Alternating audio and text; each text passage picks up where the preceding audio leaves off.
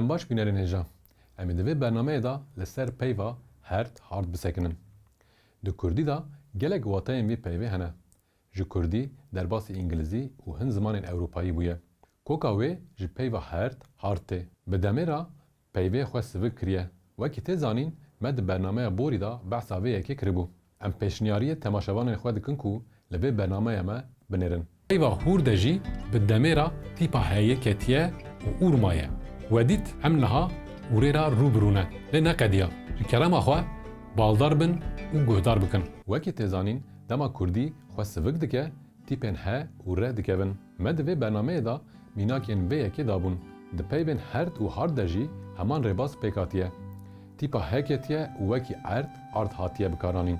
Niha jî bi orijinaliya xwe tê bikaranîn. Li hin heremên Kurdistanê mîna erd û li hin deveran jî mîna erd tê bikaranîn. Bi demê ra wateya peyvê berfireh bûye. Ji bo tiştên din jî hatiye bikaranîn.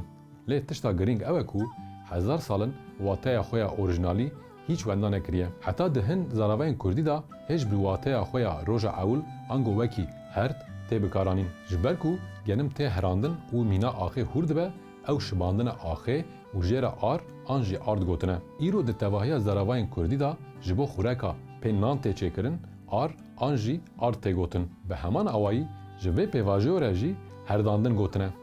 Ji ber ku tiştek tê herandin û wekî axê lê têkirin. Du peyvên nû ji herdandinê hatine darjandin. Ango hatine çêkirin. Ev jî peyva hûrandin, hûrkirin û peyva herandin, hêrandin e. Dema tiştek tê biçûkirin, an tê hûrkirin, hûrandin, an jî tê herandin, hêrandin. Ji bo kesên bi van karan ra alaqedar dibin û alavên di pêvajoya çêkirina ar da tê bikaranîn jî arvan tê gotin. Lê di hin deveran ev yek bi demê ra deforme bûye û peyva arvan li şûna ard jî tê bikaranîn. Lê li vir ar paşnava van digire û dibe navek din. Wekî tê zanîn, di Kurdî da qertefa van, qertefek ji navan, navek din diafirîne ye. Mîna, goligvan, gavan, şivan, bêrîvan, xwendavan û her wekî din. Dibe peyva arvan li şûna peyva ar û ard neyê bikaranîn. Peyva ar di Kurdî da ji bo agir jî tê bikaranîn. Li vir jî heman şibandin çêbûye.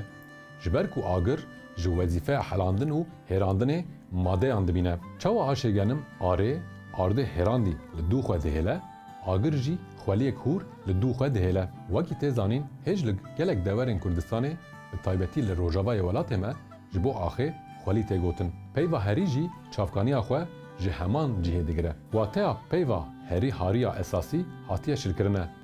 Lê li hin deveran di şûna axê de jî tê bikaranîn.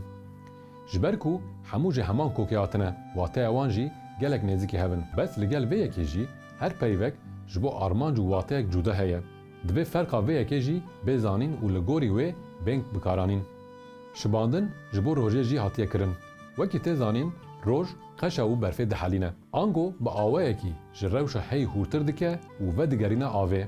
Ku em dema ev peyv derketine holê bifikirin, dê wateya peyv û rewşa heyî baştir bêzanîn. Wê demê piraniya cîhanê dibin qeşeyê dabû. Hêza vê yekê dihelîne û rê li jiyanê vedike gelek pîroz e. Bi vê boneyê ji rojê ra gotine kiwar. Kiwar di zimanê medan da tê wateya rojê. Wekî hiwar tê telafûz kirin. Peyva har koka xwe ji vê peyvê digire. Ev peyv îro jî di Kurdî da di wateya germê têhnê da tê bikaranîn. Lê di Kurdiya îro de zêde nayê bikaranîn. Peyv bi heman wateyê derbasê Tirkî jî bûye. Kurd ji ber ku wekî peyvek Tirkî dihesibînin, dema Tirkî diaxivin, vê peyvê bikartînin. Mînak, dikarin bêjin atêşî harla agir geş bike. Lê di Kurdî da bikar nayînin. Pir kêm li hin deveran wekî agir har bû tê gotin. Gelek Kurd û gelek gelên din ên xizmên Kurdan jî xwe bi van peyvan pênasekirine. Li gorî daneyên dîrokî 4 sedemên qeşayê hatine jiyîn. Serdema herî dawî li derdora 15,000 salan berî niha bi dawî bûye. Di van serdeman de cihên kêmên ku zindî û mirov lê bijîn hebûne. Di serdema dawî de cihê herî pêşî yê qeşa lê heliyayî û jiyanê dest pêkirî jî Mezopotamya bûye. Bi vê boneyê jî hebûna axê û erd ji bo jiyana mirovan pir girîng bûye. Ji ber ku Kurd niştecihên daîmiyên Mezopotamyayê bûne. Bu gotina arî, ariyen hatine penasekirin. Ango nifşê welatê erd û axê. Keşifkirina ar, agir jî di dîroka mirovahiyê da bi qasî erd, axê giring hatiye dîtin. Vê pêşketinê jî wateya penaseya arî, ariyen, ariyen bi hêstir kiriye. Kurd û gelên din ên li vir jiyanê jî bi xwe hem jî ji hêla cîranê xwe ve wekî gelên arî, ariyen hatine zanîn. Ango gelên erd, ar û agir.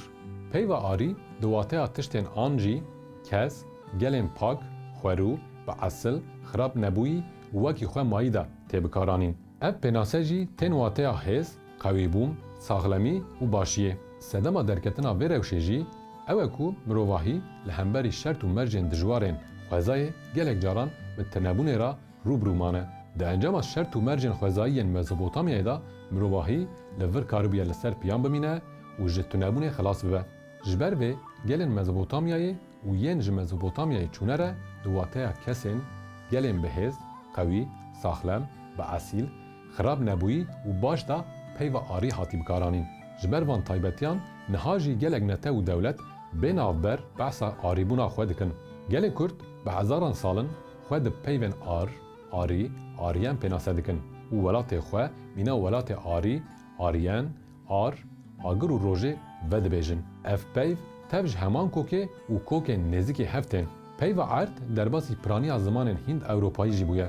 Di wateyek nêzîka Kurdî da tê bikaranîn. Peyva erd wekî ert derbasî îngilîzî bûye. Di îngilîzî da tîpên dih dema tê xwendin dengê de derdixin. Hema bêje bêyî deng û wateya xwe winda bike derbasî îngilîzî bûye. Ji ber ku îngilîzî bûye zimanek gerdûnî, peyva erd wekî îngilîzî tê zanîn. Bes di îngilîzî da peyvên girdayî ax, erd û agir da di aliyê kokê da tu alaqeya xwe bi peyva ert ra nîne. Belê temaşevanên hêja, em hatin dawiya bernameya xwe. Ji bîr nekin me bişopînin û parve bikin. Heta bernameyek din baş bifikirin, baş biaxivin û baş çê bikin.